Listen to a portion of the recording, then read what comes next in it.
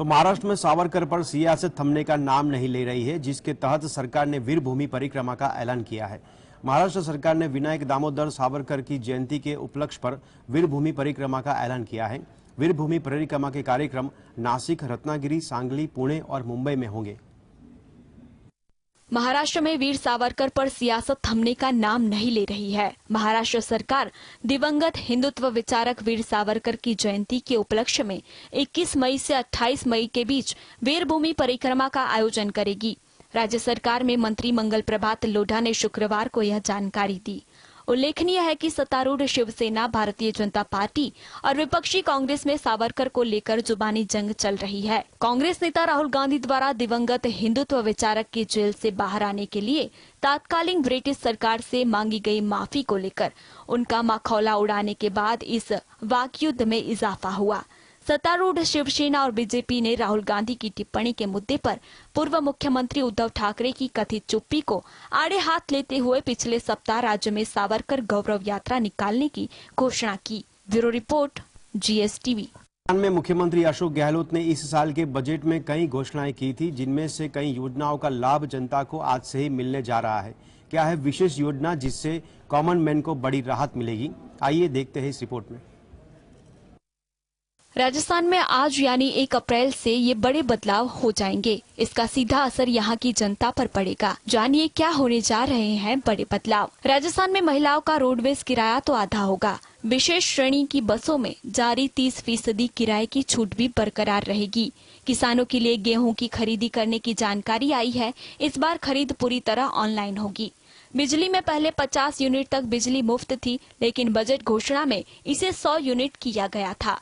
राजस्थान में उज्ज्वला योजना वाले परिवारों को आज से 500 रुपए में गैस सिलेंडर मिलेगा। हर महीने रीफिलिंग के केवल 500 रुपए देने होंगे, बाकी पैसा राज्य सरकार भरेगी। चिरंजीवी योजना में बड़ा बदलाव कर दिया है, जो आज से 25 लाख तक का इलाज करवाया जा सकेगा, जबकि अब तक मात्र 10 लाख रुपए का इलाज करवाया जा सकता था। यह योजना से कॉमन मैन को बहुत फायदा होगा। Bureau report, GSTV। देश भर में रामनवमी की शोभा यात्रा निकलने के दौरान कई राज्यों में हिंसा भड़काने की साजिश हुई थी। महाराष्ट्र, गुजरात, बंगाल, बिहार और हरियाणा में हालात ज्यादा तनावपूर्ण देखने को मिले।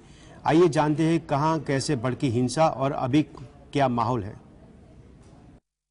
देश भर में 30 मार्च को रामनवमी पर तनावपूर्ण हालात देखने को मिले। महाराष्ट्र, गुजरात, यूपी, बिहार, पश्चिम बंगाल, हरियाणा और तेलंगाना में करीब 12 जगह पर हिंसा फैलाई गई। हालांकि इनमें सबसे ज्यादा बुरे हालात संभाजी नगर, वडोदरा, हावड़ा, सोनीपत, सासाराम और बिहार शरीफ में देखने को मिले। सासाराम में पत्थरबाजी की घटना में कई इलाकों में धारा 144 लागू कर दी गई है। बिहार शरीफ में हिंसा भड़कने से 20 से ज्यादा लोग गिरफ्तार किए गए। सोनीपत के खरखोदा में नारेबाजी की घटना में 5 युवक को अरेस्ट किया गया। पश्चिम बंगाल में हावड़ा के शिवपुर में हिंसा भड़काने से इंटरनेट बैन करना पड़ा। गुजरात में वडोदरा के फतेहपुरा इलाके में 2 अलग-अलग जगह शोभा यात्रा निकालने के दौरान पथराव मामले में पुलिस ने 14 से ज्यादा लोगों को हिरासत में लिया है और पूछताछ शुरू की है। Bureau report. नवमी पर देश के कई राज्यों में हिंसा हुई। बिहार में भी इससे अछूता नहीं रहा है। यहाँ एक दिन बाद सासाराम और बिहार शरीफ में शोभा यात्रा के दौरान जमकर पत्थरबाजी हुई थी। दोनों इलाकों में भारी सुरक्षा बल तैनात कर दिए गए हैं। यह हिंसा के चलते 2 अप्रैल को केंद्रीय गृह मंत्री अमित शाह ने सासाराम में एक कार्यक्रम का दौरा अभी रद्द कर दिया है। रामनवमी पर देश के कई राज्यों में हिंसा हुई। बिहार भी इससे अछूता नहीं रहा। केंद्रीय मंत्री अमित शाह 2 अप्रैल को बिहार के सासाराम आने वाले हैं, लेकिन उससे पहले ही वहां हिंसा भड़क गई। रामनवमी पर यहां के रोहतास और नालंदा जिले के मुख्यालय सासाराम और बिहार शरीफ में तनाव फैल गया था। इसके बाद दोनों शहरों में निषेधाज्ञा लागू कर दी गई। शाह के कार्यक्रम के मद्देनजर शहर में डेरा डाले स्थानीय बीजेपी सांसद छेदी पासवान ने कहा, हम राहत महसूस कर रहे हैं कि स्थिति नियंत्रण में है। हालांकि प्रशासन को और सतर्क रहना चाहिए था और सक्रिय कार्रवाई करनी चाहिए थी, बजाय इसके कि स्थिति नियंत्रण से निकलने का इंतजार करे।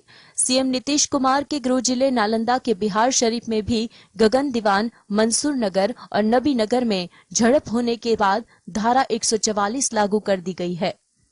Bureau report, GSTV। लगातार अमृतपाल सिंह को खोजने में जुटी हुई है। वहीं अमृतपाल ने वीडियो जारी कर सरबत खालसा का आयोजन करने की अपील की है। तो आखिर क्या है सरबत खालसा, देखते हैं इस खास रिपोर्ट में। भगौड़ा अमृतपाल सिंह अभी भी पंजाब पुलिस की गिरफ्त से बाहर है। इस दौरान अमृतपाल की तरफ से 2 वीडियो जारी कर सिखों को उकसाने की कोशिश की गई है। अमृतपाल की तरफ से अकाल तख्त के जत्थेदारों को बैसाखी पर शरबत खालसा का आयोजन करने की बात कही है। सरबत शब्द का अर्थ है सभी, खालसा का अर्थ है सिखों से है, यानी सभी सिखों की गुटों की एक सभा। सरबत खालसा की शुरुआत गुरु गोविंद सिंह द्वारा की गई थी। 1699 में खालसा पंथ की शुरुआत की गई थी। गुरु गोविंद सिंह द्वारा स्वर्ण मंदिर में अकाल तख्त में खालसा पंथ से जुड़े लोगों की एक बैठक की शुरुआत की थी। इसमें राजनीतिक, सामाजिक और धार्मिक मुद्दों पर चर्चा की जाती है। सरबत खालसा के दौरान सिखों के लिए निर्देश जारी किए जा सकते हैं, जो सभी के लिए मान्य भी होते हैं। सरबत खालसा की शुरुआत गुरु गोविंद सिंह ने की थी, इसलिए इसे पवित्र माना जाने लगा। Bureau report, GSTV। प्रदेश के जबलपुर में एक महिला ने सिर्फ इसलिए सुसाइड कर लिया क्योंकि उसका पति उसे बागेश्वर धाम के पीठाधीश्वर धीरेन्द्र शास्त्री के दरबार में नहीं ले जा पाया। क्या थी वजह, देखते हैं इस रिपोर्ट में। मध्य प्रदेश के जबलपुर में बागेश्वर धाम के प्रति अटूट श्रद्धा एक महिला के लिए जानलेवा साबित हुई। यहाँ कंचनपुर क्षेत्र में रहने वाली पल्लवी चौधरी ने सिर्फ इसलिए फांसी लगाकर खुदकुशी कर ली क्योंकि उसका पति उसे धीरेन्द्र कृष्ण शास्त्री के दरबार में नहीं ले जा पाया। जानकारी के मुताबिक पल्लवी के 2 मासूम बच्चे हैं। पल्लवी के सुसाइड करने के बाद पूरे परिवार में मातम पसर गया है। ये घटना आधारताल थाना क्षेत्र के कंचनपुर इलाके की है। 27 मार्च को पल्लवी ने अपने पति से जिद की थी कि उसे पनागर में होने वाले धीरेन्द्र शास्त्री की भागवत कथा में जाना है। घर में प्रवचन में जाने का इंतजार कर रही पल्लवी ने तैश में आकर घर में ही फंदा लगाकर सुसाइड कर लिया। Bureau report, GS। खरीदने की प्लानिंग कर रहे हैं तो यह खबर आपके काम की है। अप्रैल से सोने की बिक्री के नियमों में भारतीय मानक ब्यूरो ने बड़ा बदलाव किया है।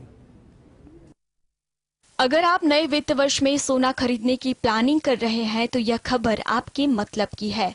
आज से सोना खरीदने वालों को नए नियम का पालन करना होगा। केंद्र सरकार ने सोने की ज्वेलरी की बिक्री के नियम में बदलाव करते हुए आज से सोने की आभूषण में हॉल मार्किंग को अनिवार्य कर दिया है। 1 अप्रैल 2023 से किसी भी गोल्ड ज्वेलरी को बेचने के लिए उसके ऊपर 6 नंबर का हॉलमार्क यूनिक आइडेंटिफिकेशन नंबर होना आवश्यक है। कोई भी दुकानदार बिना 6 डिजिट हॉलमार्क यूनिक आइडेंटिफिकेशन के सोने की ज्वेलरी नहीं बेच पाएगा। ज्वेलरी की शुद्धता की पहचान के लिए उसे एक 6 डिजिट का अल्फा न्यूमेरिक कोड दिया जाता है। इसे हॉलमार्क यूनिक आइडेंटिफिकेशन नंबर कहते हैं। इस नंबर के जरिए आपको इस आभूषण की सारी जानकारी मिल जाएगी। Bureau report, GSTV। मंत्री ऋषि सुनक पर ऐसे आरोप लग रहे हैं कि इस महीने की शुरुआत में देश की नई बजट पॉलिसी से उनकी पत्नी को लाभ पहुंच सकता है। कैसे, देखते हैं इस रिपोर्ट में। एक नई बजट पॉलिसी को लेकर ब्रिटेन के प्रधानमंत्री ऋषि सुनक को विपक्ष की आलोचनाओं का सामना करना पड़ रहा है। विपक्ष का आरोप है कि नई बजट पॉलिसी से सुनक की पत्नी अक्षता मूर्ति को लाभ हो सकता है। अक्षता को यह लाभ एक चाइल्ड केयर फर्म कोरू किड्स के जरिए हो सकता है। ऐसे आरोप लग रहे हैं कि इस महीने की शुरुआत में देश के नई बजट पॉलिसी सुनक की पत्नी को लाभ पहुंचा सकती है। दरअसल नई पॉलिसी के तहत बजट में बच्चों की देखभाल से जुड़े लोगों को प्रोत्साहित करने का प्रावधान है। इन्फोसिस के को-फाउंडर नारायण मूर्ति की बेटी अक्षता की कोरू किड्स में हिस्सेदारी है।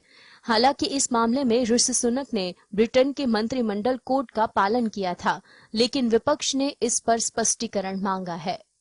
Bureau report, GS। जॉर्जिया की असेंबली ने हिंदू फोबिया यानी हिंदुओं के प्रति हो रही कट्टरता की निंदा करते हुए एक प्रस्ताव पारित किया है।